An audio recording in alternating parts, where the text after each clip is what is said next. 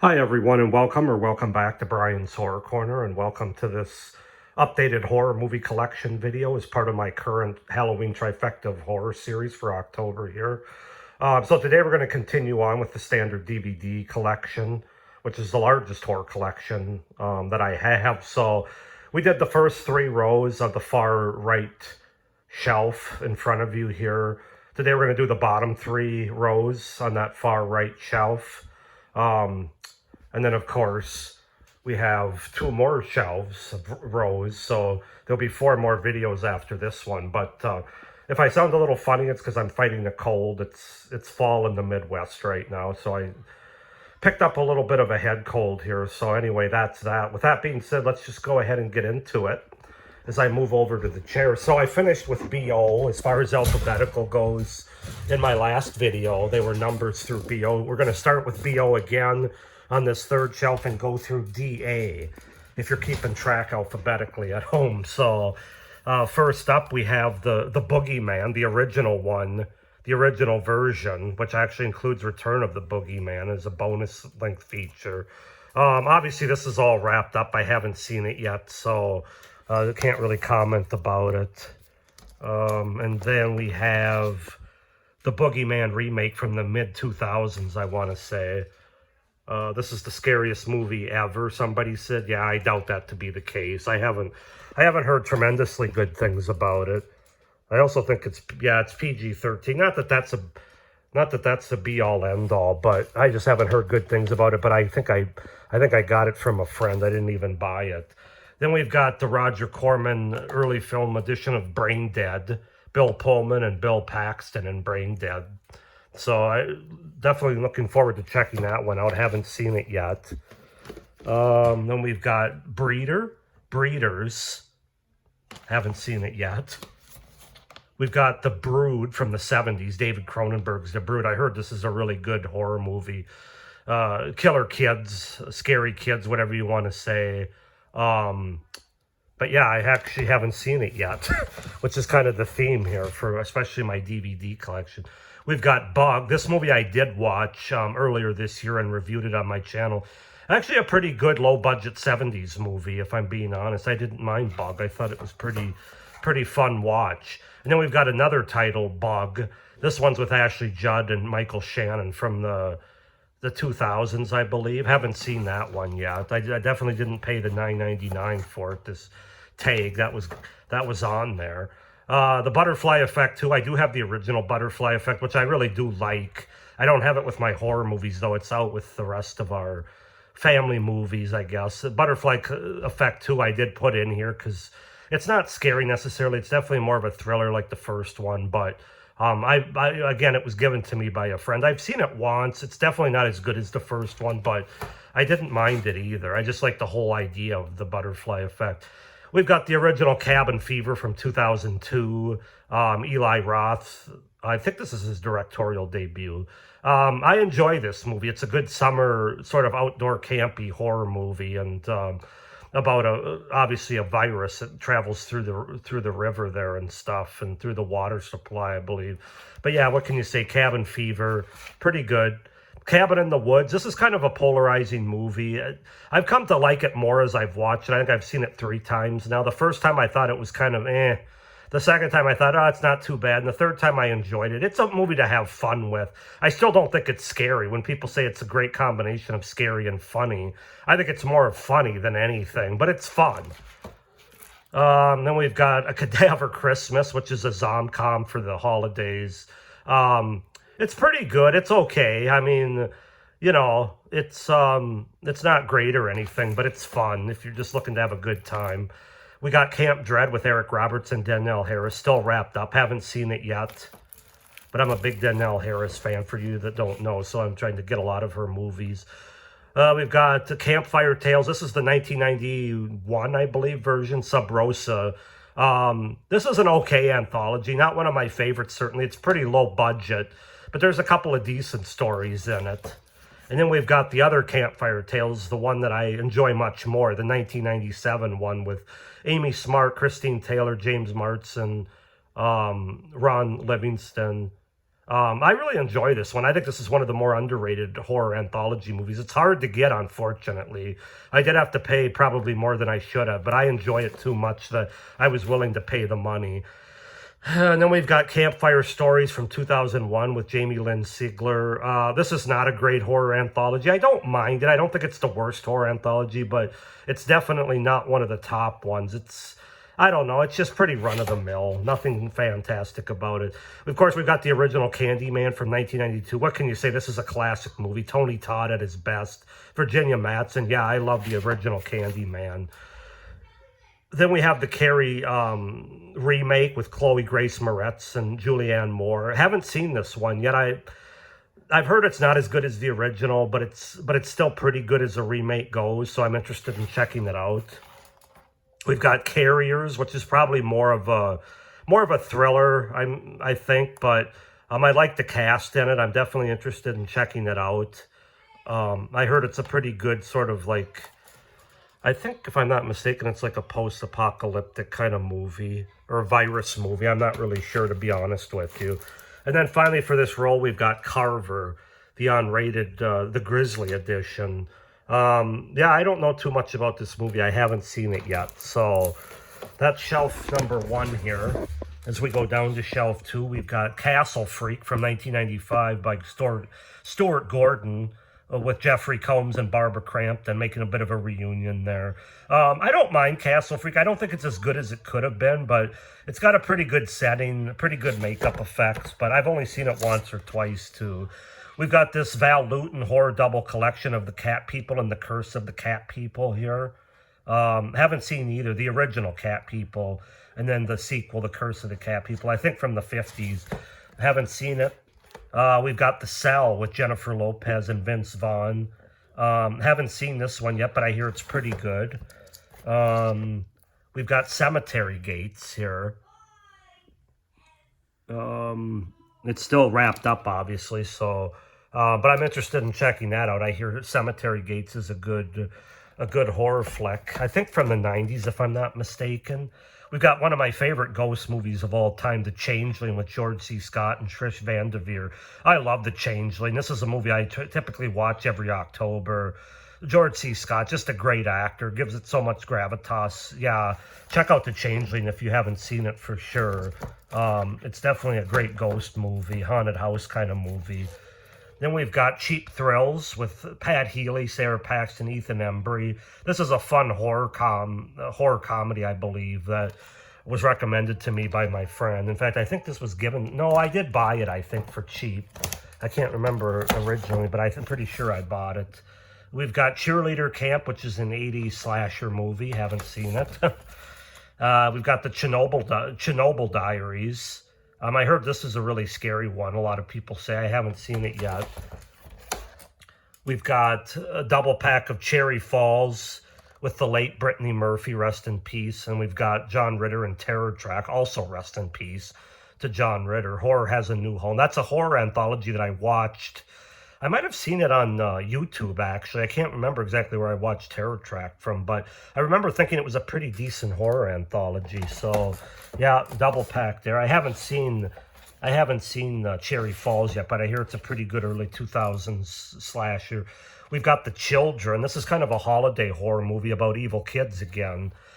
This is actually a really good movie. I really enjoyed this. It's kind of creepy and good blood and gore effects in it. Definitely check out The Children. We've got a very low-budget horror anthology, Chillers. I think this is from 86 or something. Yeah, I saw this on YouTube, I think it was YouTube, and I kind of enjoyed it. It's very low budget, nothing great, but, you know, I picked it up for a couple of bucks. I don't remember exactly how much. And then we've got Chillerama. Wow, a lot of horror anthologies on these shelves here. Chillerama I haven't seen, but I heard it's really fun, really cool, so I'm interested in checking that out. We've got Chocolate Strawberry Vanilla. I think about an ice cream maker that goes crazy or something. The ice cream man is coming, and you don't want to see him, I don't think, in this movie. What's the Matter with Warren? Yeah, I heard this is a really fun movie for my friend as well, so I went and purchased that, but I have yet to watch it. We've got Chopping Mall, of course, 80s classic in my opinion. I've only seen Chopping Mall once, but I like the cast. I like the whole idea of these killer bots. But most of all, I love the setting of the 80s mall. That really does it for me. And yeah, Chopping Mall's great. I always have a good time with that 80s horror movie. Then we've got Chud, CHUD, Cannibalistic Humanoid Underground Dwellers. Haven't seen Chud yet, and I've had it in my collection for some years, so I need to make this priority. But it's another 80s creature feature, so that's enough for me right there. Gonna have to check that out early 2024. But we've got Close Your Eyes. This is another one that was recommended to me. I think this one might have been given to me by a friend who had it. Goran Viznik. He was in ER, for those who don't remember. He was Luka Kovac. But yeah, I heard it's a really good, kind of underrated movies, Close Your Eyes. So obviously I have to check that out. We've got 10 Cloverfield Lane and Cloverfield, the 2-movie collection. Haven't seen either of these yet, but 10 Cloverfield Lane has one of my favorite actresses, Mary Elizabeth Winstead, and then you throw John Goodman in for good measure.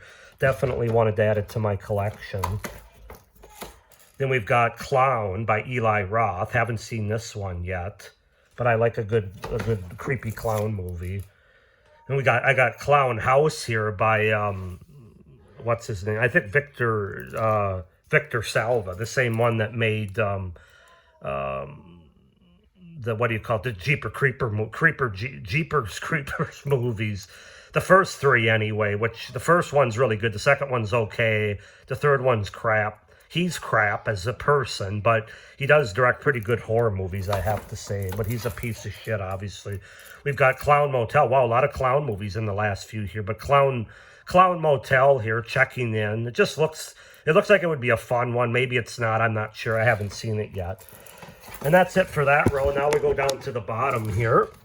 And first up is the latest movie I added to my collection, and that's Cobweb with Lizzie Kaplan and Anthony Starr here.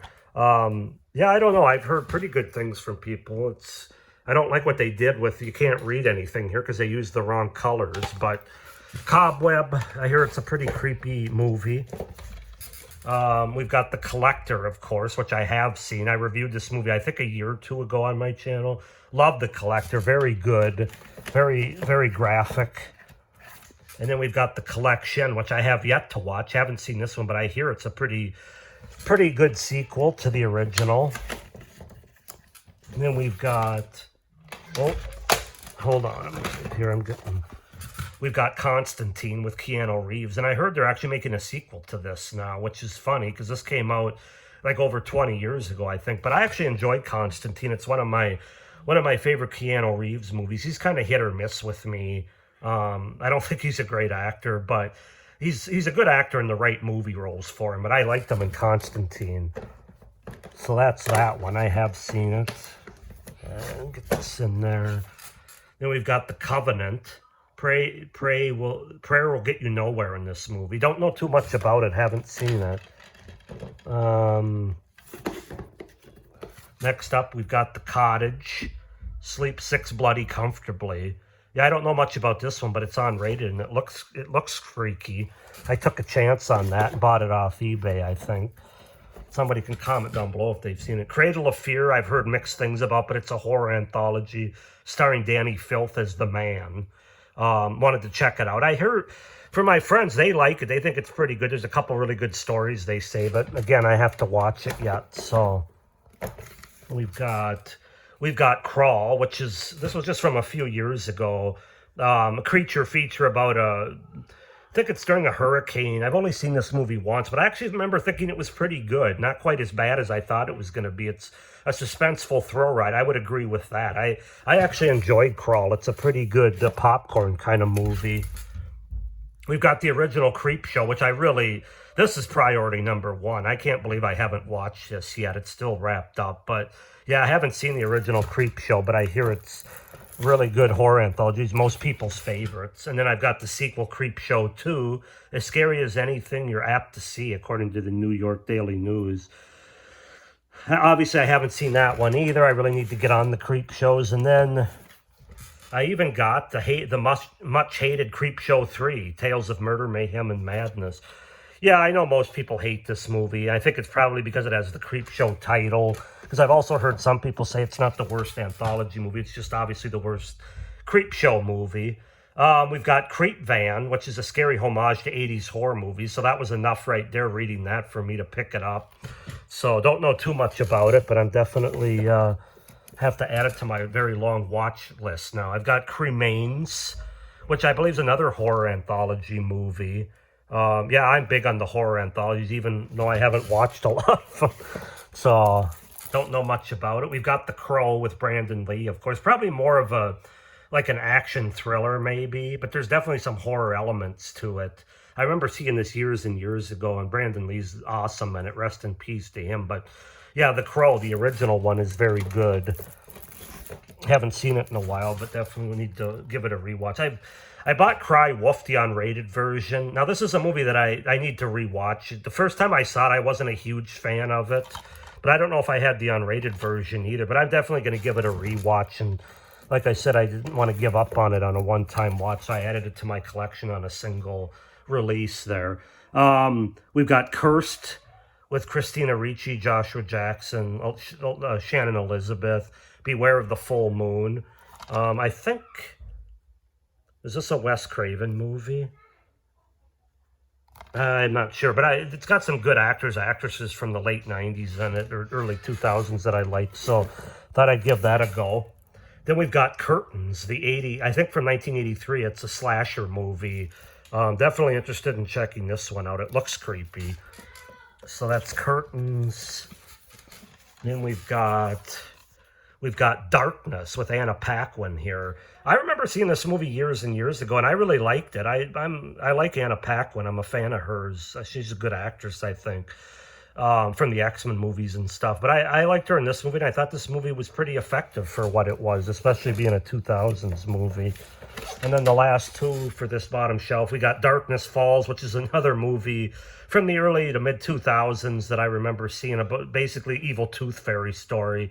It had some. It's more of a jump scare kind of movie, I think, but I thought it's not the worst I've seen. I thought it was pretty effective, so I added it for my collection for a few dollars.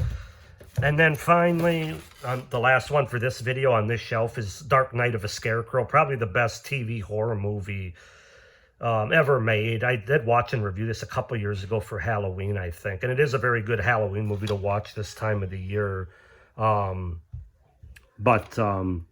Yeah, Dark Night of a Scarecrow. If you haven't seen it, definitely check it out. This is a really good TV horror movie, the best TV horror movie in my opinion, but a really good horror movie in general, Dark Night of a Scarecrow, especially for this time of the year. So that's going to go ahead and do it for this video, and for this whole shelf here. So we're moving on. We're moving over now to my next video. Is going to be starting on the left hand side of this shelf, and we'll do 3 and 3, and then again 3 and 3. So 4 more videos for my standard DVD horror movies. But thanks for watching this video. I hope you enjoyed it. Please like this video and hit the little notification bell down below. Comment down below if you've seen any of these movies that I haven't seen and your thoughts on them.